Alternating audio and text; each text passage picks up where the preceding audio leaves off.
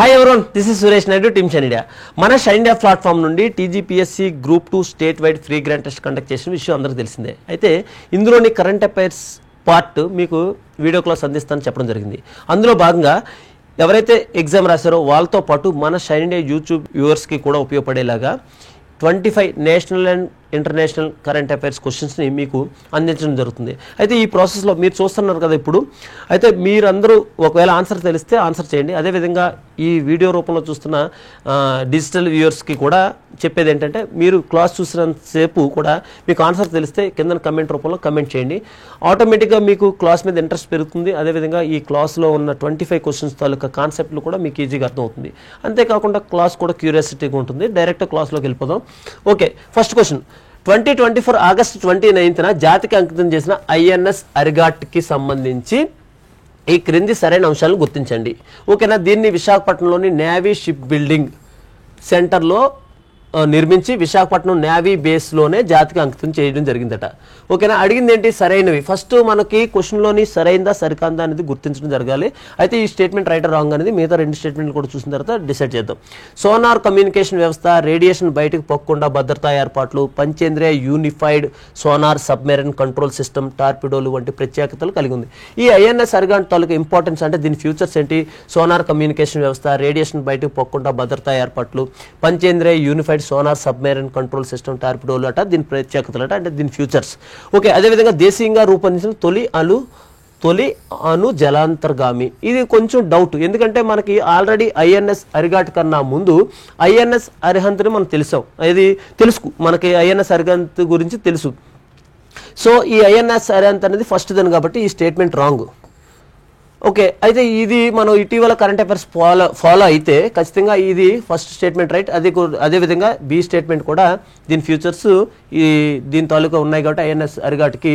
So అందుకని ఈ statement కూడా రైట్. సో దీన్ని బట్టి మనకు ఆన్సర్ ఏంటి? సో 1 కాదు 2 కాదు, ఏబి మాత్రమే ఆన్సర్ రైట్. ఓకేనా, రైట్. దీని తాలూకా ఇంకొంచెం డీటెయిల్ ఇన్ఫర్మేషన్ చూసినట్లయితే, దేశీయంగా రూపొందించిన తొలి అణు జలాంతర్గామి ఐఎన్ఎస్ అరిహంత్ ఆల్రెడీ చెప్పాం కదా. ఓకేనా, అదేవిధంగా రెండోది ఏంటి? ఐఎన్ఎస్ అరిగాట్.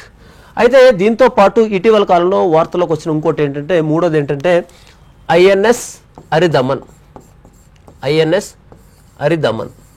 ఇది మూడోది అనమాట. మూడో జలాంతర్గామి ఐఎన్ఎస్ అరిదమన్. ఫస్ట్ ఏంటి? INS Arihant, second INS Arighat, third INS Aridhaman. Okay, ఈ ఐఎన్ఎస్ అరిగాట్ గురించి చూసినట్లయితే, ఈ ఐఎన్ఎస్ అరిగాట్ అనేది ఐఎన్ఎస్ అరిహంత్ మాదిరిగానే రూపొందించడం జరిగింది. అయితే దీన్ని ఎప్పుడు ప్రారంభించారంటే 2011లో ప్రారంభిస్తే 2017లో దీన్ని జలప్రవేశం చేయడం జరిగింది. మనం రీసెంట్ కరెంట్ అఫైర్స్లో చూసినట్లయితే 2024 ఆగస్టు 29న దీన్ని జాతికి అంకితం చేయడం జరిగింది. ఓకే, టీజీపీఎస్సీ పాయింట్ ఆఫ్ వ్యూలో డేట్ దీని తాలూకా ఐఎన్ఎస్ అరిగాట్ గురించి తెలుసుకోవడం ఇంపార్టెంట్. కాకపోతే APSC science and technology point of వ్యూలో ఈ ఎక్స్ప్లెనేషన్ మొత్తం అంతా చూడాల్సిన ఆవశ్యకత ఉంది. ఓకేనా, సెకండ్ క్వశ్చన్ చూద్దాం.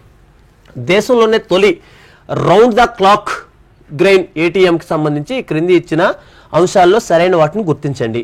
ఓకేనా, round the clock grain ATM అట. ఓకేనా, నిరంతరం ఈ ఏటీఎం పనిచేస్తుంది. అదేంటో దాని గురించి డీటెయిల్గా ఒకసారి చూద్దాం.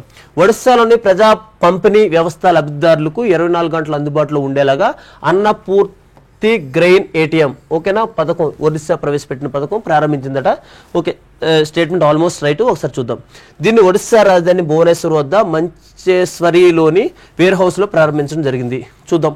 ఆహార భద్రత కోసం ప్రపంచ బ్యాంక్ ఓకేనా మరియు ఒడిశా ప్రభుత్వం భాగస్వామ్యంతో భారతదేశపు మొదటి 24/7 గ్రెయిన్ ఏటీఎంగా ప్రారంభించారు. ఓకేనా, ఈ ఏటీఎం 0.1% శాతం ఎర్రర్ రేటుతో కేవలం 5 నిమిషాల్లోనే ధాన్యాన్ని పంపిణీ చేస్తుందట. ఓకేనా, ఆన్సర్ ఏంటి? సో ఫస్ట్ ఆఫ్ ఆల్ ఇందులోని స్టేట్మెంట్ పైవన్నీ కాదు అని నాకు డౌట్. ఎందుకంటే ఈ ప్రపంచ బ్యాంక్ ఉంది కదా, ఈ ప్రపంచ బ్యాంక్ దీనికి సంబంధంలే. ఓకేనా, వరల్డ్ ఫుడ్ ప్రోగ్రామ్ ఓకేనా ప్రపంచ ఆహార సంస్థ మరియు ఒరిస్సా ప్రభుత్వం కలిపి ఈ ప్రోగ్రామ్ని స్టార్ట్ చేయడం జరిగింది. దీనికి స్టేట్మెంట్ ఏ కరెక్ట్, అదేవిధంగా statement B right, statement D కూడా రైట్. అంటే మనకు కావాల్సిన ఆన్సర్ ఏంటి? ఏబిడి మాత్రమే ఆప్షన్ 2 ఈజ్ రైట్. దీని తాలూకా డీటెయిల్ ఇన్ఫర్మేషన్ ఒకసారి చూసినట్లయితే ఆల్రెడీ చెప్పాను కదా, ఆహార భద్రత కోసం ప్రపంచ ఆహార కార్యక్రమం, ఓకేనా, ప్రపంచ ఆహార కార్యక్రమం, వరల్డ్ ఫుడ్ ప్రోగ్రామ్ మరియు ఒరిస్సా ప్రభుత్వం కలిపి ఈ కార్యక్రమాన్ని స్టార్ట్ చేయడం జరిగింది, ఓకేనా. నెక్స్ట్ క్వశ్చన్, ఇటీవల తన పదవి కోల్పోయిన బంగ్లాదేశ్ మాజీ ప్రధాని షేక్ హసీనా చేసిన సంచలన ఆరోపణలో కేంద్ర బిందువైన సెయింట్ మార్టిన్ ద్వీపం సంబంధించి క్రింది ఇచ్చిన అంశాల్లో తప్పుగా ఉన్న అంశాన్ని గుర్తించండి, ఓకేనా. ఇటీవల కాలంలో ఏదైతే ఉందో ఈ బంగ్లాదేశ్ మాజీ ప్రధాని ఎప్పుడైతే ఇంటర్నేషనల్ ఇష్యూస్లో భాగంగా ఆమె పదవి కోల్పోవడం, ఆ తర్వాత వార్తలోకి వచ్చిన సెయింట్ మార్టిన్ ద్వీపంకు సంబంధించి అంశాల్లో తప్పుగా ఉన్న అంశాన్ని చూసినట్లయితే బంగాళాఖాతంలోని ఈశాన్య భాగంలో దాదాపు 3 చదరపు కిలోమీటర్ విస్తీర్ణం ఉంది, ఓకేనా. స్టేట్మెంట్ రైటా రాంగ్ అనేది ఒకసారి చూద్దాం. బంగ్లాదేశ్ దక్షిణ కొన్న ఉన్న కాప్స్ బజార్కి 9 కిలోమీటర్స్ దూరంలో ఉంది, ఓకే. చూద్దాం ఏది సెయింట్ మార్టిన్ ద్వీపం.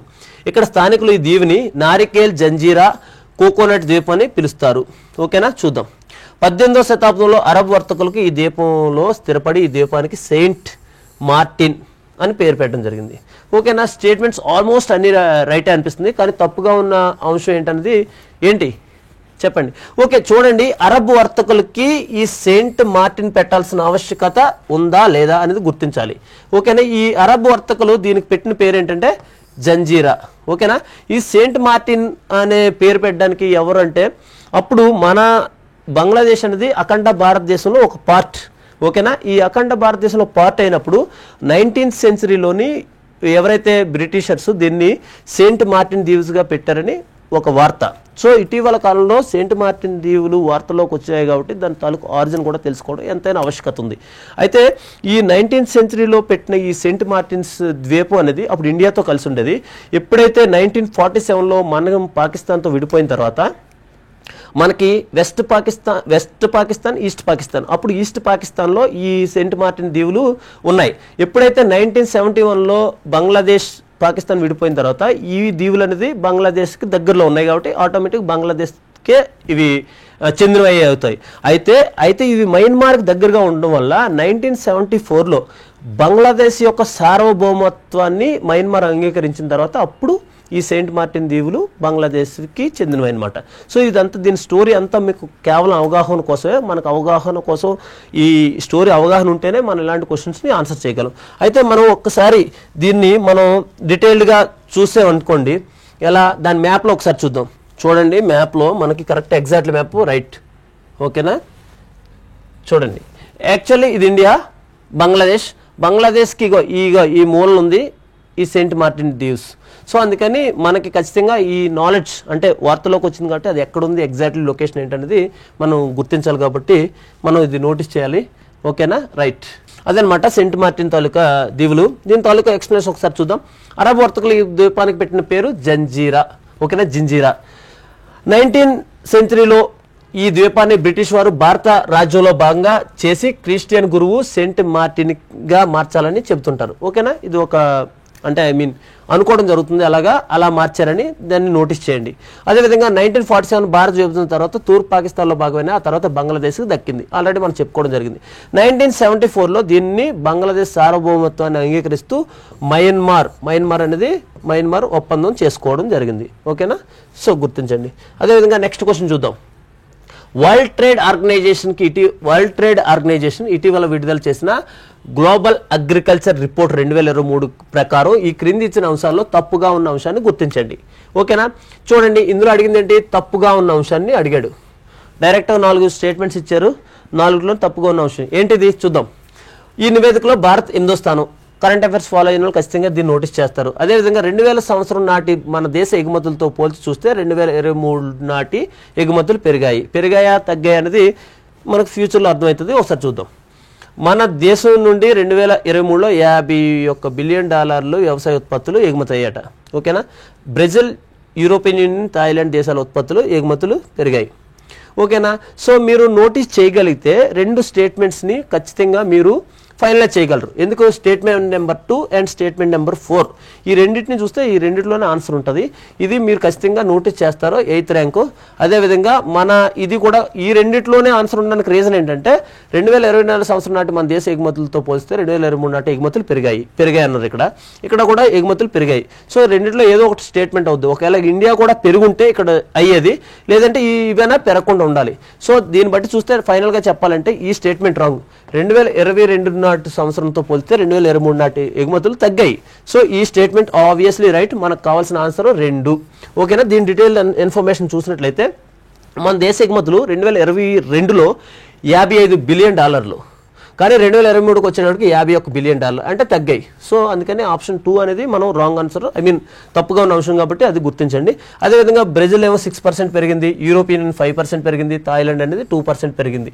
ఓకేనా. దీని తాలూకు పీడిఎఫ్ని మన యూట్యూబ్ వీడియో కింద సెకండ్ లింక్లో షైన్ అకాడమీ సైసార్ టెస్ట్ సిరీస్ ఛానల్లో పెడతాను. మీరు హ్యాపీగా ఈ క్లాస్ విన్న తర్వాత ఈ పీడిఎఫ్ని డౌన్లోడ్ చేసుకొని మీరు క్లాస్ని ఒకసారి క్రాస్ చెక్ చేసుకోవచ్చు, రివిజన్ చేసుకోవచ్చు. ఓకేనా. నెక్స్ట్ క్వశ్చన్ చూద్దాం. ఇటీవల ఏ దేశ ప్రభుత్వం బాలికల పెండ్లి వయసును 9 ఏళ్లకు తగ్గించాలని నిర్ణయించింది? చూడండి, మరీ దారుణం ఏంటంటే 9 ఏళ్లకే తగ్గించాలని డిసైడ్ చేసి, పాపం కనీసం ఏమీ కూడా తెలియదు, కనీసం 5th క్లాస్ కూడా రారు, వాళ్ళకి పెళ్లి వయసును పెట్టాలని ఇటీవల ఒక ప్రభుత్వం నిర్ణయం తీసుకోవడం జరిగింది. అది ఇంప్లిమెంటేషన్కి వస్తే చాలా కష్టం. అయితే చూద్దాం ఏ దేశాలు: Iraq, Iran, Azerbaijan, Afghanistan. Question చూడడానికి చాలా చిన్నగా ఉంది కానీ చాలా సింపుల్గా కనపడుతుంది, కానీ ఆప్షన్స్ చూసేటప్పటికి క్వశ్చన్ చాలా టఫ్ అవుతుంది. ఎందుకంటే అన్ని ముస్లిం ఆధిపత్య కంట్రీస్, ఇది తాలిబాన్ డామినేషన్లో ఉంది ఆఫ్ఘనిస్తాన్. ఈ అజర్బైజాన్ అనేది కొంచెం వెనకబడిన దేశం. ఇరాన్, ఇరాక్ మీకు తెలిసిందే, ఎప్పుడు వార్తల్లో ఉంటాయి, అక్కడ ఎప్పుడైతే తీవ్రవాదుల తాలూకు ఆధిపత్యాలు. అందుకని ఆన్సర్ డైరెక్ట్గా చూస్తే మనకి ఇరాక్. ఓకేనా. దీని డీటెయిల్డ్ చిన్న ఇన్ఫర్మేషన్ ఏంటంటే ప్రస్తుతం ఇరాక్లో బాలికల వయసు, పెండ్లి వయసు ఎంత? 18 years. పర్లేదు, ఇప్పుడు చాలా మనకి ఎలాగ ఉందో అలాగే ఉంది. అయితే ఇది కాస్త తాజాగా ప్రవేశపెట్టిన బిల్లు ఆమోదం పొందితే 9 yearsకి. ఓకేనా. అబ్బాయిలకు వచ్చినప్పుడు 15 yearsకే పెళ్లి జరిగిపోతుంది. వాళ్ళకి ఏంటి తెలుస్తుంది? ఓకేనా. ఎనీవేస్ మనకైతే కరెంట్ అఫైర్స్ పాయింట్ ఆఫ్ వ్యూలో ఇన్ఫర్మేషన్ చాలా అవసరం కాబట్టి తక్కువ, అంటే 9 yearsకే చట్టం తీసుకొని వస్తున్న దేశం ఏంటంటే ఇరాక్, గుర్తుపెట్టుకోండి. ఓకేనా. నెక్స్ట్, ఇటీవల ఇజ్రాయెల్తో జరిగిన ఒప్పందంలో భాగంగా ఐఐటి మద్రాస్, ఓకేనా, ఐఐటి మద్రాస్ అండ్ ఇజ్రాయెల్ ఈ రెండు చేసుకున్న ఒప్పందంలో భాగంగా సరికొత్త జల విజ్ఞాన కేంద్రం యొక్క ప్రధాన ఉద్దేశం ఏంటి? ఇజ్రాయిల్, ఐఐటి మద్రాసు సరికొత్తగా జల విజ్ఞాన కేంద్రం ఏర్పాటు చేయడానికి ప్రారంభించాయి. అయితే దాని యొక్క ప్రధాన ఉద్దేశం ఏంటంటే ముఖ్యంగా పట్టణాల్లో శుభ్రమైన తాగునీటి సరఫరాకు సంబంధించిన ఒప్పందం. అయితే రెండవది ఏంటి? యువ శాస్త్రవేత్తలు జలచరాలపై చేయు ప్రయోగ అవసరాల కోసం. 3, ప్రపంచ నీటి నాణ్యత నిరంతర పరిశీలనకు ఇజ్రాయెల్ చేస్తున్న ఒప్పందంలో భాగంగా మన దేశ నీటి కాలుష్యాన్ని అరికట్టడానికి. ఓకేనా. సింపుల్గా మీకు ఈజీగా గుర్తుపెట్టుకోవడానికి ఇలాంటి క్వశ్చన్స్ వచ్చినప్పుడు ఆన్సర్ చేయడానికి ఏంటంటే ఇజ్రాయెల్ అనేది గత 10 సంవత్సరాల నుంచి మన వార్తల్లో చూస్తున్నాం.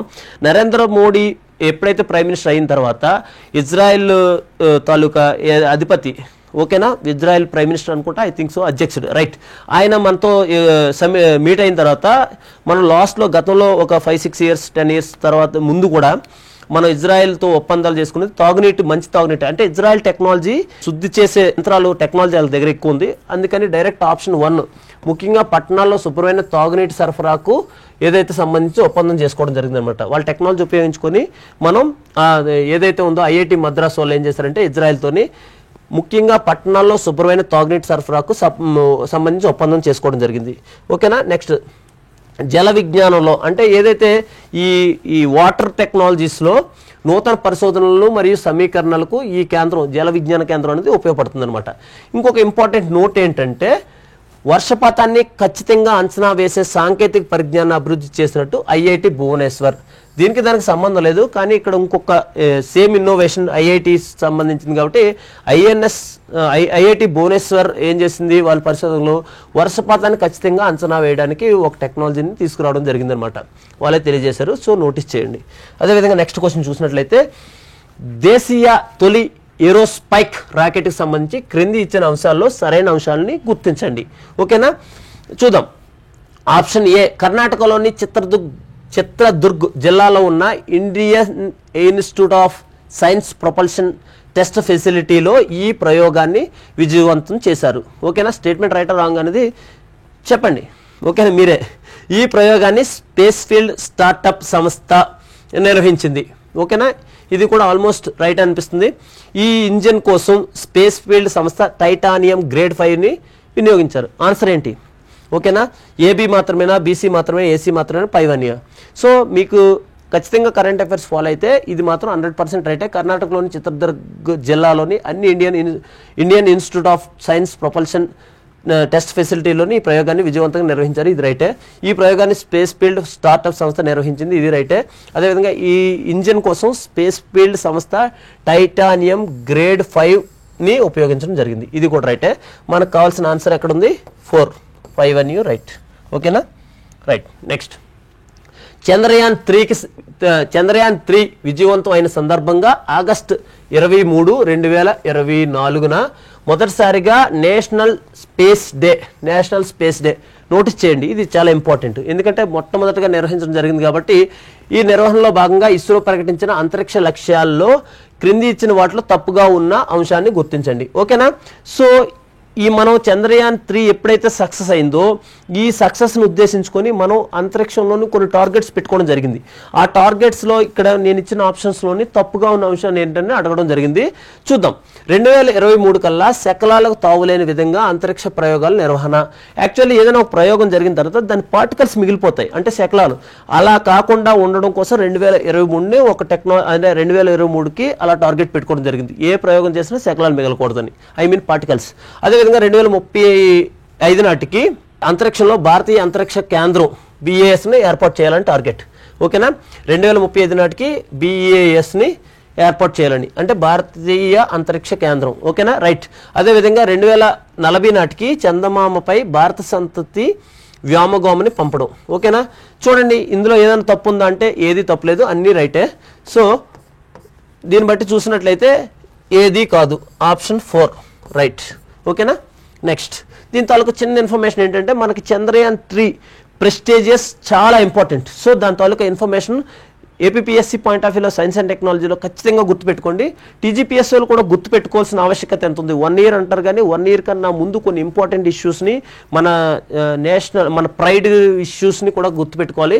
అయితే జూలై 2023 GSLV Mark 3, ఓకేనా, Mark 3 లైట్ వెయిట్ మిషన్ 3 ద్వారా మనం ఈ రాకెట్ని ప్రయోగించడం జరిగింది. ఆగస్ట్ 23న విక్రమ్ ల్యాండర్ చంద్రుని దక్షిణ ధ్రువంపై ల్యాండ్ అయింది. ఓకేనా, గుర్తుపెట్టుకోండి. Right. Next question, 9th question. కేంద్ర ప్రభుత్వ అత్యంత వివాదాస్పద భాగస్వామ్య పెన్షన్ పథకం ఇటీవల కాలంలో బాగా వైరల్ అయింది, CPS. ఓకేనా, సో ఏపీ కూడా దీని మీద వెళ్ళింది, ఏమంటారు, లాస్ట్ గవర్నమెంట్ ఒక హామీతోని CPS. అందుకని మనం కూడా బాగా ఇంపార్టెంట్ నోటీస్ చేయాల్సి ఉంటుంది. దానిలో కేంద్ర ప్రభుత్వం, ఓకేనా, కేంద్ర ప్రభుత్వ అత్యంత వివాదాస్పద భాగస్వామ్య పెన్షన్ పథకం CPS స్థానంలో కేంద్ర ప్రభుత్వం నిర్ణయంలో భాగంగా రానున్న యూనిఫైడ్ పెన్షన్ పథకం UPSకి సంబంధించి క్రింది ఇచ్చిన అంశాల్లో తప్పుగా ఉన్న అంశాన్ని గుర్తించండి. ఓకేనా, యూనిఫైడ్ పెన్షన్ స్కీమ్కి సంబంధించి తప్పుగా ఉన్న అంశాన్ని గుర్తించినట్లయితే ఈ తాజా పథకం వల్ల కనీసం 25 ఏళ్ళు పూర్తి చేసుకున్న ఉద్యోగులకు వేతనంలో 50% రాయితీ రానుందట. ఉందా, రానుందా లేదా? ఓకే, చూద్దాం. మిగతాయి కూడా చూసినప్పుడు ఫైనల్ చేద్దాం. CPSలో భాగంగా నేషనల్ పెన్షన్ సిస్టంలో చేరిన 23 లక్షల మంది ఉద్యోగులకు ఈ కొత్త పథకం UPS వర్తిస్తుందా లేదా మీరే చెప్పాలి. అయితే కనీస పెన్షన్ రావాలంటే 15 ఏళ్ళ సర్వీస్ పూర్తి చేసి ఉండాలి. చూద్దాం. 2004 ఏప్రిల్ 1 తర్వాత సర్వీస్లో చేరిన ఉద్యోగులకు ప్రస్తుతం NPS వర్తిస్తుంది. వీరంతా UPS పరిధిలోకి రావడం జరుగుతుంది. ఓకేనా, 2004 కన్నా ముందు GPS ఉండేది, తర్వాత మనకు వచ్చింది NPS ప్లేస్లో మనకి ఇప్పుడు UPSని తీసుకురావడానికి ట్రై చేస్తున్నారు. సో అందుకని ఈ మొత్తం ఈ సినారియోలో మనకి తప్పుగా ఉన్నది చూసినట్లయితే యాక్చువల్లీ మొత్తం కరెంట్ అఫైర్స్ ఫాలో అయితే ఈ పథకం వల్ల కనీసం 25 ఏళ్ళు పూర్తి చేసుకున్న ఉద్యోగులకు 50% రాయితీ రానుంది, రైట్. CPSలో భాగంగా నేషనల్ పెన్షన్ సిస్టంలో చేరిన 23 లక్షల ఉద్యోగులు ఆటోమేటిక్గా ఈ కొత్త పథకం UPS వర్తిస్తుంది, ఇది రైట్. ఈ కనీసం పెన్షన్ రావాలంటే 15 సంవత్సరాలు కాదు 10 ఇయర్స్ నోటీస్ చేయండి. ఓకేనా, సో ఈ స్టేట్మెంట్ రాంగ్. ఓకేనా, 2024 ఏప్రిల్ తర్వాత సర్వీస్లో చేరిన ఉద్యోగులకు ప్రస్తుతం NPS వర్తిస్తుంది. వీరంతా UPS పరిధిలోకి వస్తారు. ఆల్రెడీ మనం చెప్పుకోవడం జరిగింది. సో దీని ఎక్స్ప్లెనేషన్ ఒకసారి, కనీస పెన్షన్ రావాలంటే 10 ఏళ్ళు ఆల్రెడీ చెప్పుకున్నాం కదా, 10 ఏళ్ళు పూర్తి చేసి ఉంటే సరిపోతుంది. ఉద్యోగానికి ఎవరైతే ఉద్యోగికి అందించే కనీస పెన్షన్ 10,000. ఓకేనా, 10 ఇయర్స్ మినిమం ఉండాలి. వాళ్ళకి ఎక్కువ పెన్షన్, అట్లీస్ట్ లాస్ట్ పెన్షన్ ఎంత అంటే 10,000 రూపాయలు రావడం జరుగుతుంది. దేశంలో యూపీఎస్ను అమలు చేయనున్న తొలి రాష్ట్రం మహారాష్ట్ర ప్రకటించింది. మేము ఈ యూపీఎస్ని అమలు చేయడానికి మేము రెడీగా ఉన్నామని మహారాష్ట్ర. నోటీస్ చేయండి, ఖచ్చితంగా ఇది ఒక ఇంపార్టెంట్ కరెంట్ అఫైర్స్గా నేను చెప్పడం జరుగుతుంది. నోటీస్ చేయండి. Right, okay right. 10th question. ఇటీవల ఆయిల్ ఫామ్ సాగు ఉత్పత్తిలో నీతి ఆయోగ్ ఇచ్చిన నివేదిక ఆధారంగా ఈ క్రింది ఇచ్చిన అంశాల్లో సరైన అంశాలను గుర్తించండి. Palm oil option A, palm oil సాగు విస్తీర్ణంలో మొదటి స్థానం ఆంధ్రప్రదేశ్ కాగా రెండో స్థానంలో తెలంగాణ నిలిచింది. ఓకేనా? రైట్, చూద్దాం స్టేట్మెంట్ రైట్ రాంగ్. ముడి పామ్ ఆయిల్ ఉత్పత్తిలో 1, 2, 3 స్థానాల్లో వరుసగా ఆంధ్రప్రదేశ్, కర్ణాటక, తమిళనాడు రాష్ట్రాల నిలువగా తెలంగాణ 6వ స్థానంలో ఉంది. ఓకేనా?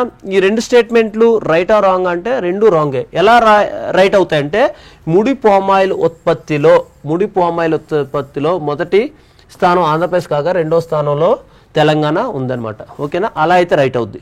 అదేవిధంగా పామాయిల్ సాగు విస్తీర్ణంలో 1, 2, 3 స్థానాలు వరుసగా ఆంధ్రప్రదేశ్, కర్ణాటక, తమిళనాడు రాష్ట్రాలు ఉండగా 6వ స్థానంలో తెలంగాణ ఉంది. సో దీన్ని బట్టి 2 స్టేట్మెంట్స్ రాంగే కాబట్టి మన ఆన్సర్ అనేది సరైన అడిగాడు కాబట్టి ఆన్సర్ అనేది ఏది కాదు, ఆప్షన్ 4. ఓకే, దీని తాలూకా ఎక్స్ప్లెనేషన్ ఒకసారి చూద్దాం. ఆయిల్ ఫామ్ సాగు విస్తీర్ణంలో Andhra Pradesh first, Karnataka second, Tamil Nadu third and Telangana 6th ఇది. ఓకేనా? అదేవిధంగా సో ముడి పామాయిల్ ఉత్పత్తిలో చూసాం కదా, Andhra Pradesh first, Telangana second, Karnataka third. గుర్తుపెట్టుకోండి. ఆయిల్ ఫామ్ సాగు విస్తీర్ణకు వచ్చేటప్పటికి ఆంధ్రప్రదేశ్ ఫస్ట్ ఉంది, మన తెలుగు రాష్ట్రాల్లో తెలంగాణ అనేది 6th ఉంది. అదేవిధంగా ముడి పామాయిల్ ఉత్పత్తిలో ఆంధ్రప్రదేశ్ అనేది ఫస్ట్ ఉంది, తెలంగాణ సెకండ్ ఉంది. So simple. Next question. 11th question. Showcase of the efforts of the country to the world అనే వెబ్ సిరీస్ను చిత్రించాలని ఇటీవల కేంద్రం తీసుకున్న నిర్ణయంలో భాగంగా ఈ వెబ్ సిరీస్ నేపథ్యం ఏంటి? ఓకేనా? సింపుల్, డైరెక్ట్గా ఒక వెబ్ సిరీస్ రూపొందించాలని ట్రై చేస్తుంది. దాని తాలూకు ఉద్దేశం ఏంటో చూద్దాం. Showcase of the efforts of the country to the world. ఓకేనా? దేశంలో మన అశోక్ నగర్ లాంటి వివిధ ప్రాంతాల్లో కాంపిటీషన్ పరీక్షలకు ప్రిపేర్ అవుతున్న స్టడీ హాల్స్ మరియు లైబ్రరీలో ఉంటూ అత్యంత ఒత్తిడికి గురవుతూ ఉన్న వారిపై అధ్యయన నేపథ్యం. ఎందుకంటే షోకేస్లో స్టడీ హాల్స్లో కూర్చొని మనం ఎక్కడ స్టాటిక్గా ఉంటాం కాబట్టి దాన్ని ఉద్దేశించి స్టేట్మెంట్ ఇవ్వడం జరిగింది. మేబీ రైట్ ఆర్ రాంగ్ చూద్దాం. అకాల వర్షాలకు అనుకోని ప్రమాదాలు జరిగినప్పుడు ఎదుర్కొన్న ఇబ్బందుల నేపథ్యం ఇది అన్రిలేటెడ్ ఉంది. ఓకే, కోమాలోకి వెళ్ళి ఎక్కువగా మరణాల అధ్యయనం నేపథ్యం ఇది కూడా రిలేటెడ్గా ఉంది. ఎందుకంటే కోమాలో అలాగే స్టాటిక్గా ఉండిపోతారు కాబట్టి. అదేవిధంగా ఆఫ్రికా దేశాల నుండి భారత్కు తీసుకొచ్చిన చీతాలు ఎక్కడ మనుగడ సాధించడంలో ఎదురవుతున్న ఇబ్బందుల నేపథ్యం. ఓకే, ఇది వార్తల్లో బాగా ఇంపార్టెంట్ ఇష్యూ కాబట్టి ఇది ఆన్సర్ దీనికి సంబంధించింది. ఓకేనా? కేంద్ర ప్రభుత్వం తీసుకున్న నిర్ణయం ఏంటంటే showcase of the efforts of the country to the world అనే వెబ్ సిరీస్ రూపొందించాలని ట్రై చేసింది. దేనికోసం అంటే ఆఫ్రికా దేశం నుండి భారత్ తీసుకొచ్చిన చీతాలు ఇక్కడ మనుగడ సాధించడంలో ఎదురవుతున్న ఇబ్బందులు ఏవైతే ఉన్నాయో దానికోసం. దాని డీటెయిల్ ఇన్ఫర్మేషన్ చూసినట్లయితే ఈ వెబ్ సిరీస్ అనేది 4 భాగాలుగా చిత్రీకరించాలని ట్రై చేస్తున్నారు. వివిధ భాషల్లో దాదాపు 170 దేశాల డిస్కవరీ నెట్వర్క్ ద్వారా ప్రసారం అవుతుందన్నమాట. అంటే మనకు డిస్కవరీ ఏదైతే ఉందో అలాగే 170 డిస్కవరీ ఛానల్ ఉంది కదా, అలాగే 170 దేశాలు ఈ డిస్కవరీ ఛానల్ ద్వారా మనకి ఇది ప్లే అవుతుంది అనమాట. మన దేశానికి నమీబియా నుండి 8, దక్షిణాఫ్రికా నుండి సౌత్ ఆఫ్రికా నుండి 12, మొత్తం 20 చీతాలను తీసుకొస్తే 8 ఆల్రెడీ చనిపోవడం జరిగింది. అయితే ఈ చీతాలు పుట్టిన 17 కోణంలో అంటే 17 పిల్లల్లో 12 మాత్రమే బతుకున్నాయి. అంటే 5 చనిపోవడం జరిగిందనమాట. అక్కడ 8 చనిపోయి పిల్లలకు వచ్చేటప్పుడు 5 చనిపోయి. నోటీస్ చేయండి, ఇక్కడ చీతాలు చనిపోవడం ఇంపార్టెంట్ కాదు కానీ దాని తాలూకా వెబ్ సిరీస్ ఏదైతే టైటిల్ పెట్టారో ఆ టైటిల్ దానికి చీతాలు ఇంపార్టెంట్, నోటీస్ చేయండి. అదేవిధంగా 12th క్వశ్చన్ చూస్తున్నది. కేంద్ర ప్రభుత్వం 2024 సెప్టెంబర్ 2న 23వ లా కమిషన్ను ఏర్పాటు చేయగా 23వ లా కమిషన్కు సంబంధించి క్రింది ఇచ్చిన అంశాల్లో తప్పుగా ఉన్న అంశాన్ని గుర్తించండి. ఓకేనా? సో అడిగింది ఏంటి? తప్పుగా ఉన్న అంశం 23వ లా కమిషన్ ఏర్పాటు చేయగా 23వ లా కమిషన్ సంబంధించి. ఓకేనా? అయితే ఫస్ట్ క్వశ్చన్ ఏంటి? 3 సంవత్సరాల కాల పరిమితితో 2024 సెప్టెంబర్ 1 అంటే ఇటీవల 1 మంత్ అయింది కాబట్టి 1 మంత్లో ఓకేనా నుండి 2027 అక్టోబర్ 1 వరకు ఈ లా కమిషన్ని ప్రకటించడం జరిగింది. ఓకేనా? చూడండి ఇంపార్టెంట్. అయితే కేంద్ర న్యాయశాఖ గెజెట్ నోటిఫికేషన్లో విడుదల చేయడం జరిగింది. ఓకేనా? ఇది రైట్. ఇది ఒక చట్టబద్ధ సంస్థ. ఆటోమేటిక్గా మీ అందరికీ తెలుసు, పాలిటిక్స్ చదివారు కాబట్టి ఆటోమేటిక్గా ఆన్సర్ 3 రాంగ్. ఇది చట్టబద్ధ సంస్థ కాదు. ఓకే, ప్రస్తుతం ఈ కమిషన్లో చైర్పర్సన్ సభ్యులు 4 ఉంటారు, ఒక చైర్పర్సన్ ఉంటారు, సభ్యులు 4 ఉంటారు, అదనపు ఎక్స్ అఫీషియో సభ్యులు 2 ఉంటారు, తాత్కాలిక సభ్యులు కూడా ఉంటారు. ఓకేనా? సో ఆన్సర్ అనేది డైరెక్ట్గా మనకి ఇది చట్టబద్ధ సంస్థ కాదు కాబట్టి ఆప్షన్ తప్పుగా ఉన్న అంశం ఏంటి, చట్టబద్ధ సంస్థ అని ఇచ్చాం కాబట్టి ఈ ఆన్సర్ అది థర్డ్ ఆన్సర్. రైట్. అయితే ఈ కమిషన్కి చట్టబద్ధత లేదు, ఆల్రెడీ చెప్పాం. తాత్కాలిక సభ్యులు 5 మించరాదు, నోటీస్ చేయండి. 22వ లా కమిషన్ కాల వ్యవధి ఆగస్ట్ 31 కంప్లీట్ అయింది కాబట్టి 23వ లా కమిషన్ అనేది ప్రజెంట్ రన్నింగ్లో ఉంది. సో ఇది వెరీ లేటెస్ట్ కరెంట్ ఇష్యూ కాబట్టి మీరు నోటీస్ చేయాలి. Okay, right. అదేవిధంగా 13th క్వశ్చన్ చూస్తున్నట్లయితే IC-814 కాందహార్ వెబ్ సిరీస్కి సంబంధించి ఈ క్రింది ఇచ్చిన అంశాల్లో సరైన అంశాలని గుర్తించండి. A web series director Anupam Kher. Option B, Indian airlines విమానంను 1999లో పాకిస్తాన్ ఉగ్రవాదులు హైజాక్ చేసి ఆఫ్ఘనిస్తాన్కు తీసుకెళ్లే ఉదంతంపై విడుదల చేసిన ఈ వెబ్ సిరీస్ విషయంలో కేంద్రం హెచ్చరించింది. ఓకే, చూడండి, ఆటోమేటిక్గా మన కరెంట్ అఫైర్స్ ఫాలో అయ్యాం కాబట్టి ఇది రైటే ఆల్మోస్ట్. ఉగ్రవాదులు తమ అసలు పేర్లను దాచేసి హిందువుల పేర్లను పెట్టుకున్న అంశాలను ఈ వెబ్ సిరీస్లో అలాగే చూపించడాన్ని కేంద్రం తీవ్రంగా తప్పుపట్టింది. ఇది కూడా రైట్, బాగా హాట్ ఇష్యూ కాబట్టి. దీంతో ఉగ్రవాదులు అసలు పేర్లను జోడిస్తూ కంటెంట్ అప్డేట్ చేశారు. అప్డేట్ చేశారా లేదా చెప్పండి, ఏంటి ఆన్సర్? ఓకే, కమెంట్ చేయండి మీకు తెలిస్తే. అయితే ఇది కూడా అప్డేట్ చేయడం జరిగింది. అయితే ఈ web series director Anupam Kher కాదు, దీని ఆన్సర్ ఏంటంటే అనుభవ్ సిన్హా. ఓకేనా? డైరెక్టర్ అనుభవ్ సిన్హా, గుర్తుపెట్టుకోండి, అనుభవ్ సిన్హా. So director Anubhav Sinha. మిగతా స్టేట్మెంట్స్ అన్నీ రైటే కాబట్టి మనకి కావాల్సిన ఆన్సర్ ఏంటి, BCD. ఓకేనా? Option 2 right. Next question. ఇటీవల ఏ దేశ సెంట్రల్ బ్యాంక్ కరెన్సీ నోట్లపై భారత భూభాగ మ్యాప్లను కూడా జత చేసి ప్రింటింగ్ ప్రక్రియను ప్రారంభించింది? చూడండి, ఇటీవల మన దేశంలో కొన్ని ప్రాంతాలని ఆ దేశ సెంట్రల్ బ్యాంక్ ఏదైతే ఉందో నోట్లు ఉన్నాయి కదా, సెంట్రల్ బ్యాంక్ ఇటీవల వాళ్ళ కరెన్సీ నోట్లపై మన దేశ ప్లేసెస్ని దాని మీద చిత్రీకరించింది. అది ఏ దేశం అంటే చైనా, పాకిస్తాన్, ఆఫ్ఘనిస్తాన్, నేపాల్.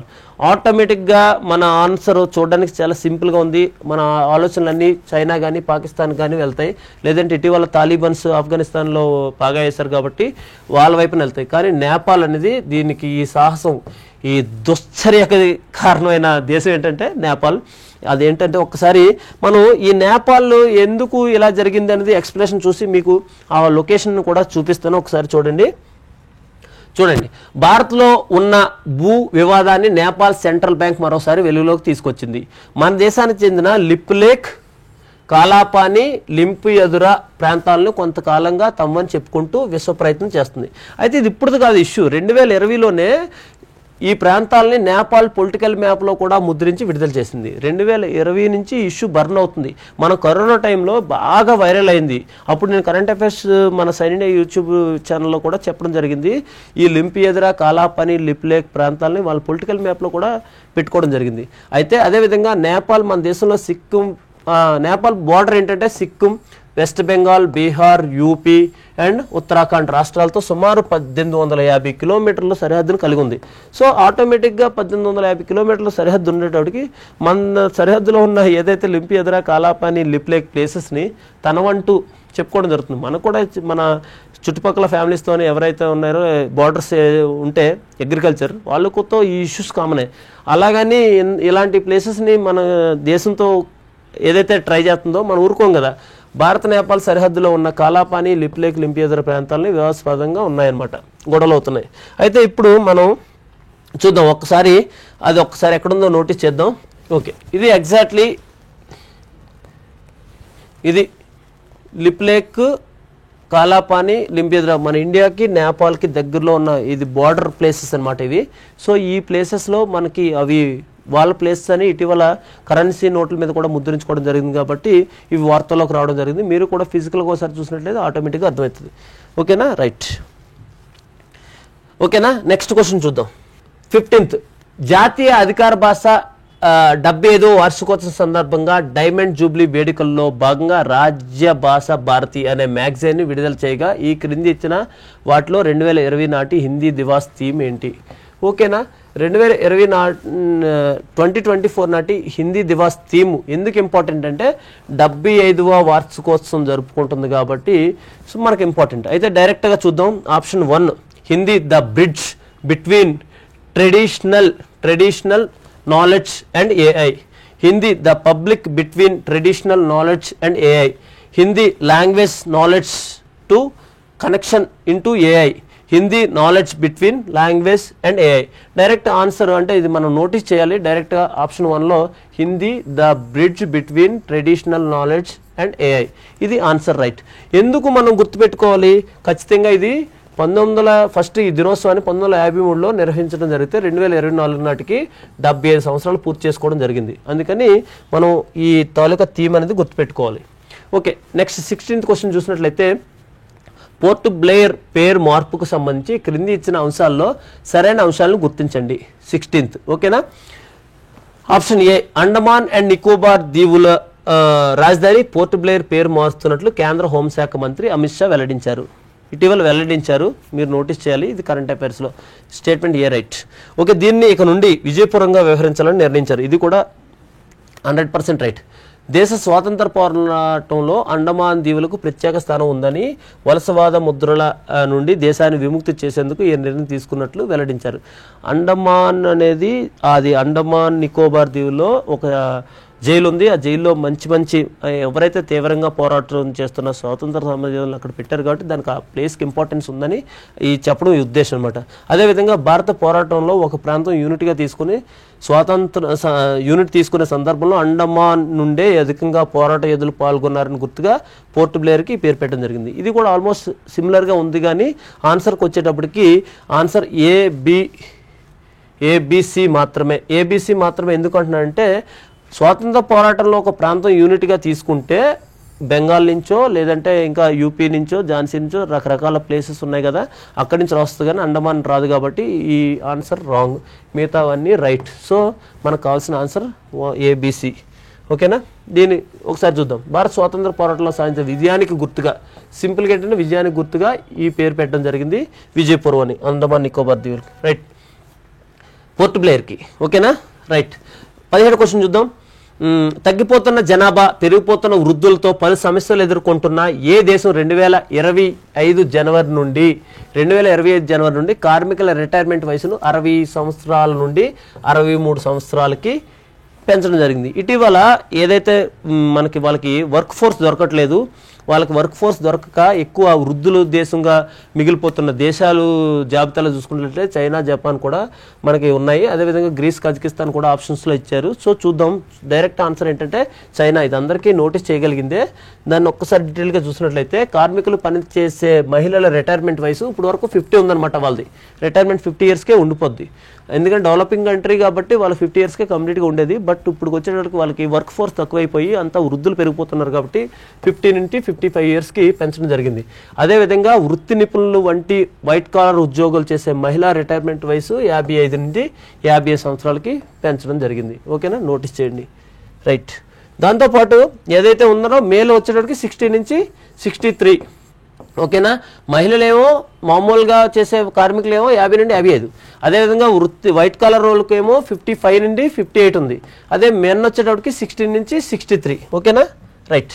అదేవిధంగా 18th క్వశ్చన్ చూసినట్టే వరుసగా 2వ పారాలింపిక్స్లో స్వర్ణం సాధించిన తొలి భారత మహిళగా నిలిచిన అవని లేఖరా ఏ రాష్ట్రానికి చెందిన వ్యక్తి అంటే మనకు డైరెక్ట్గా రాజస్థాన్, గుజరాత్, హిమాచల్ ప్రదేశ్, ఉత్తరప్రదేశ్. ఏ రాష్ట్రం? సో చాలా ఇంపార్టెంట్, గుర్తుపెట్టుకోండి. ఆప్షన్ 1 రాజస్థాన్. ఓకేనా. ఒక్కసారి ఆమె గురించి ఒకసారి చూద్దాం. మహిళల 10 metres air rifle standing SH1 ఈవెంట్లో అవని లేఖరా 249.7 పాయింట్లు స్కోర్ చేసి స్వర్ణం దక్కించుకోవడం జరిగింది. అంతేకాకుండా 2020లో కూడా ఈ పారా ఒలింపిక్స్లో పసిడి సాధించడం జరిగింది. ఈమె రాజస్థాన్లోని జైపూర్కు చెందింది కాబట్టి ఖచ్చితంగా నోటీస్ చేయాల్సిన ఆవశ్యకత ఎంతైనా ఉంది. ఓకేనా రైట్. Facial payment system. ఓకేనా. ఫేషియల్ పేమెంట్ సిస్టమ్కి సంబంధించి క్రింది సరైన అంశాలను గుర్తించండి. బాగుంది కదా. ఫేషియల్ పేమెంట్ సిస్టమ్ మనం ముఖం చూస్తే ఆటోమేటిక్గా పేమెంట్ అయిపోద్ది. ఒకసారి చూద్దాం. భారత్లో తొలిసారిగా facial payment system smile pay. ఈ స్మైల్ పేని ఫెడరల్ బ్యాంక్ ఆవిష్కరించింది. ఓకేనా, స్మైల్ పేని ఫెడరల్ బ్యాంకు ఆవిష్కరించింది, గుర్తుపెట్టుకోండి. అదే కస్టమర్ల ముఖ గుర్తింపు ఆధారంగా లావాదేవీలు నిర్వహించడానికి దోహదపడుతుంది. ఓకేనా, సో ఆటోమేటిక్గా ఈ రెండు కూడా రైటే, ఈ రెండు కూడా రైట్ కాబట్టి మనకు కావాల్సిన ఆప్షన్ సి. గుర్తుపెట్టుకోండి, మీరు కానీ ఈ టెక్నాలజీకి కానీ మీరు వెళ్ళిన తర్వాత ఏదైనా మంచి రెస్టారెంట్లో కానీ ఏదైనా మంచి పెద్ద పెద్ద సూపర్ మార్కెట్లోకి వెళ్ళి అక్కడ ఎవరైతే క్యాష్ కౌంటర్లో మంచి అమ్మాయి బాగా ఉందని కానీ మీరు నవ్వారనుకోండి ఎక్కువసేపు, ఆటోమేటిక్గా మన మనీ అంతా ఈ పేమెంట్లోకి వెళ్ళిపోద్ది. జాగ్రత్తగా ఉండండి, జస్ట్ లైక్ జోక్ ఇది. కానీ ఈ టెక్నాలజీ కానీ డెవలప్ అయితే కొంచెం అవన్నీ ఏవి క్లారిటీగా చేసే పెడతారు కాబట్టి ఎటువంటి వర్రీస్ ఏం అవసరం లేదు. రైట్, ఒకసారి చూద్దాం. ఈ system Reliance retail and Ananya బిర్లాకు చెందిన ఇండిపెండెంట్ మైక్రో ఫైనాన్స్ ద్వారా ప్రారంభమైంది. అయితే ఫెడరల్ బ్యాంక్ వచ్చేటప్పటికి ఫెడరల్ బ్యాంక్ స్థాపన 1931, హెడ్ క్వార్టర్కి వచ్చేటప్పుడు Kochi, MD and CEO Shyam Srinivas. ఓకేనా, శ్యామ్ శ్రీనివాస్ అని గుర్తుపెట్టుకోండి, ఎందుకంటే ఈ టెక్నాలజీ కొత్తగా వస్తుంది, కొద్దిగా ఇంట్రెస్టింగ్ ఉంది కాబట్టి ఖచ్చితంగా ఒకసారి నోటీస్ చేయండి, సరిపోద్ది. ఓకేనా, నెక్స్ట్ క్వశ్చన్. 20th స్వచ్ఛమైన శక్తి, స్థిరమైన వాతావరణ, ప్రజా రవాణా మరియు వాతావరణాన్ని కాపాడుకోవడం కోసం 2015లో ఏర్పడ్డ ఇంటర్నేషనల్ సోలార్ అలియన్స్ ISA కూటమికి సంబంధించి క్రింది ఇవ్వబడిన అంశాల్లో సరైన వాటిని గుర్తించండి. ఓకేనా, చూడండి, దీని ప్రధాన కార్యాలయం national institute of solar energy Gurugram హర్యానాలో ఉందట. ఓకేనా, ISA రైట్. ఇటీవల 102వ దేశంగా నేపాల్ చేరింది. బంగ్లాదేశ్ ప్రపంచంలోని అత్యంత విస్తృతమైన అప్గ్రేడ్ సోలార్ పవర్ చొరవతో చూపుతుంది. ఓకే, ఈ స్టేట్మెంట్ బంగ్లాదేశ్ అట ప్రపంచంలోని అత్యంత విస్తృతమైన అప్గ్రేడ్ సోలార్ పవర్ చొరవ చూపుతుందట. రైటా రాంగ్ అంటే, సో మీరు కానీ దీన్ని కరెంట్ అఫైర్స్ ఇటీవల కాలంలో రీసెంట్గా అబ్జర్వ్ చేస్తుంటే ఇటీవల చేరిన నేపాల్ అనేది 101వ దేశం అనమాట. 101వ దేశం అంటే బి స్టేట్మెంట్ ఆటోమేటిక్గా రాంగ్. ఓకేనా, బి ఎక్కడ ఉంది, ఇక్కడ ఉంది, ఇది రాంగ్, ఇది రాంగ్. ఓకేనా, సో బి ఇక్కడ కూడా ఉంది కాబట్టి ఇది రాంగ్. ఆటోమేటిక్గా డైరెక్ట్గా మనకి ఆప్షన్ ఏ అండ్ సి కూడా రైట్ అవుతాయి. దీన్ని బట్టి దీని ప్రధాన కార్యం national institute of solar energy గురుగ్రామ్లో హర్యానాలో ఉంది. అదేవిధంగా బంగ్లాదేశ్ ప్రపంచంలో అత్యంత విస్తృతమైన అప్గ్రేడ్ సోలార్ పవర్ చొరవని కూడా చూపుతుంది. మనకు కావాల్సిన ఆన్సర్ ఏసీ రైట్. ఓకేనా, ఒకసారి ISA ఇంటర్నేషనల్ సోలార్ ఏజెన్సీ ఎక్కడుందంటే అలియన్స్, ఇంటర్నేషనల్ సోలార్ అలియన్స్. దీని తాలూకా 101వ దేశం నేపాల్, 100వ దేశం పరాగ్వే, 99 స్పెయిన్, 98 సియర్రా లియాస్. ఓకేనా, సియర్రా లియాస్. నెక్స్ట్ క్వశ్చన్ చూద్దాం. 21 ఖచ్చితమైన వాతావరణ అంచనాలు విడుదల చేయడానికి ఇటీవల కేంద్ర ప్రభుత్వం ప్రకటించి ప్రారంభించిన మిషన్ మౌసం. ఓకేనా, ఖచ్చితమైన వాతావరణ అంచనాలు మనకి కావాల్సిన ఆవశ్యకత ఎందుకుందంటే మనకి ఎప్పుడు వరదలు, ఎప్పుడు తుఫాన్లు, ఎప్పుడు భూకంపాలు వస్తాయో తెలియకపోతే ఎక్కువ ఆస్తి నష్టం, ప్రాణ నష్టం జరుగుతుంది. తర్వాత చేసే ఏవైతే ఉన్నాయో తక్షణ చర్యలు, రిపేరింగ్ యాక్టివిటీస్కి చాలా ఇబ్బంది అవుతుంది. అందుకని ముందుగానే మన ఖచ్చితమైన వాతావరణ అంచనాలు విడుదల చేయడానికి మిషన్ మౌసం పథకాన్ని ఇటీవల కేంద్రం విభాగం అమలు చేసిందనమాట. ఓకేనా, అమలు చేసినప్పుడు ఏ విభాగాలు ఇందులో అమలులో ఉన్నాయో చూద్దాం. భారత వాతావరణ శాఖ, Indian institute of Tropical Meteorology and National Centre for Medium Range Weather Forecasting. ఓకేనా, పై1U. సో ఇది ఉంది. సో మనకు కావాల్సిన ఆన్సర్ పై1U. ఓకేనా, నెక్స్ట్. ఈ పథకం అమలు కోసం ఆధునిక రాడార్లు, శాటిలైట్ వ్యవస్థలు, వేగంగా పనిచేసే కంప్యూటర్లు, AI ఆర్టిఫిషియల్ ఇంటెలిజెన్స్ వంటివి సమకూర్చడం జరుగుతుంది. ఓకేనా, వ్యవసాయానికి అవసరమైన ఖచ్చితమైన అంచనాలు అందిస్తాయి. టెక్నాలజీ ఏదైతే మనం అగ్రికల్చర్ క్రాప్ వేసుకున్న తర్వాత దాని తాలూకా వర్షాలు, తుఫాన్లు ఏవైనా ఉన్నాయంటే ముందుగా దానికి ఎంతకైనా ఉపయోగపడతాయి కాబట్టి వ్యవసాయానికి ఖచ్చితమైన అంచనాలు కూడా అందిస్తాయి. ఇప్పుడున్న ఫోర్కాస్ట్ స్థానంలో నౌకాస్ట్. ఇంతకుముందు ఫోర్కాస్ట్ అంటే ఊహించవచ్చు అంత ఉంది, కానీ నౌకాస్ట్ ఇప్పుడు ప్రజెంట్ ఎంత ఉందనేది కూడా చెప్పడం జరుగుతుంది. వచ్చే 5 ఏళ్లలో అమల్లోకి తీసుకురావడం జరుగుతుంది. ఓకే, ఈ టెక్నాలజీ కానీ కరెక్ట్గా వర్కౌట్ అయితే వచ్చే 5 ఏళ్లలో ఇది ఇంప్లిమెంటేషన్ తీసుకురావడం జరుగుతుంది. Okay, 22 question. ఈ క్రింది ఇచ్చిన అంశాలను పరిగణించండి. ప్రకరణ ఏ. బంగ్లాదేశ్ ఎల్సా చేపల ఎగుమతులు మన దేశానికి నిలిపేసింది. ఎందుకు నిలిపేసింది చూద్దాం. వివరణ. బంగ్లాదేశ్ మాజీ ప్రధాని హసీనాకు మన దేశంలో ఆశ్రయం ఇవ్వడంపై బంగ్లాదేశ్ ఎల్సా చేపల ఎగుమతిని ఆపేసింది. నిజంగా బంగ్లాదేశ్ మాజీ ప్రధాని షేక్ హసీనాకు మన దేశంలో ఏదైతే మనం ఇచ్చాము, ఆశ్రయం ఇచ్చాము, అందువల్ల ఆపేసిందంటే చూద్దాం. 100% బంగ్లాదేశ్ ఆప్షన్ ఏ రైట్. దానికి కారణం కూడా ఇదే, ఈమె షేక్ హసీనాకి ఎప్పుడైతే మనం ఆశ్రయం ఇచ్చామో అందువల్లే వీళ్ళు హిల్సా చేపలని ఆపేయడం జరిగింది. మనకు కావాల్సిన ఏంటి, ఏబి 2 సరైనవి, ఏకి బి సరైన వివరణ. ఓకేనా, ఆన్సర్ 3. ఓకేనా. గత ఏడాది హిల్సా చేపలు దాదాపు 400 టన్నులు మన దేశానికి ఎగుమతి అయ్యాయి. ఓకే, బంగ్లాదేశ్ని హిల్సా అంటాం, మన దగ్గరకు వచ్చేటప్పుడు పులస చేప అంటాం కదా. జనరల్గా ఒక నానుడు ఉంది, పుస్తులంబైన పులస చేప తినాలని అది అంటూ ఉంటారు. సో అందువల్ల పులస చేప ఎంత టేస్ట్, అదే హిల్సా చేప ఎంత ఇంపార్టెన్స్ అనేది మన ఇండియన్స్ ఎక్కువ తింటాం కాబట్టి దాని తాలూకా ఇంపాక్ట్ మన మీద ఉంటుంది అనే విషయంలోనే ఇది ఖచ్చితంగా ఇంపార్టెంట్ ఇష్యూ, గుర్తుపెట్టుకోండి. Okay, next question 23rd. A global summit Hyderabad 2024 సంబంధించి క్రింది ఇవ్వబడిన అంశాల్లో సరైన వాటిని గుర్తించండి. దేశంలోని తొలిసారిగా తెలంగాణ రాష్ట్రంలోని ఏ సమ్మిట్ 2024 సెప్టెంబర్ 5th 6th తేదీలో హైదరాబాద్లో నిర్వహించారు. టీజీపీఎస్సీ ఆస్పిరెంట్స్కి ఖచ్చితంగా important issue, very very important.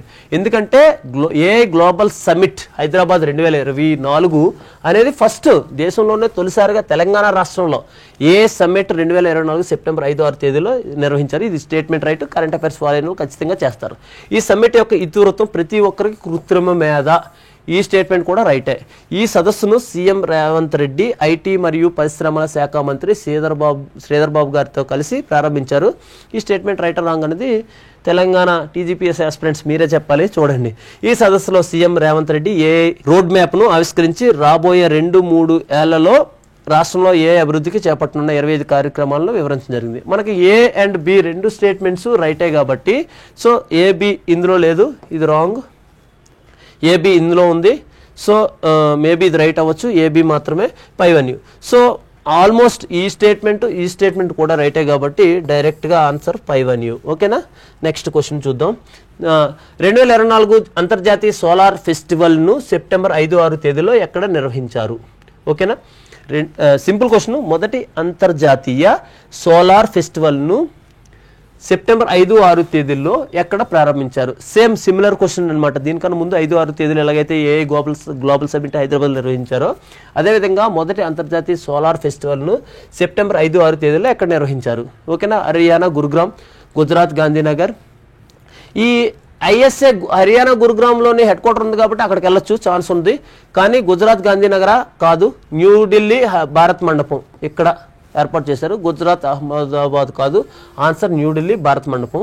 ఓకేనా. దీని తాలూకా ఇన్ఫర్మేషన్ ఒక్కసారి చూసినట్లయితే ఇంటర్నేషనల్ సోలార్ అలియన్స్ ఆధ్వర్యంలో ఈ ఫెస్టివల్ని న్యూఢిల్లీలోని భారత్ మండపంలోని నిర్వహించడం జరిగింది. ఓకేనా. అయితే ఈ ప్రధాని మోదీ ఈ ఫెస్టివల్ని సింగపూర్ పర్యటన నుండి వర్చువల్గా పాల్గొన్నారు. సో అందుకని కొంచెం ఇంపార్టెంట్, చూడండి, వర్చువల్గా పాల్గొనడం జరిగింది. సో అయితే ఇందులో ఏమైంది, పునరుత్పాదక ఇంధన లక్ష్యాల్లో పారిస్ ఒప్పందాన్ని చేరుకున్న తొలి G20 దేశంగా మన దేశం నిలిచింది. అది ఇంపార్టెన్స్.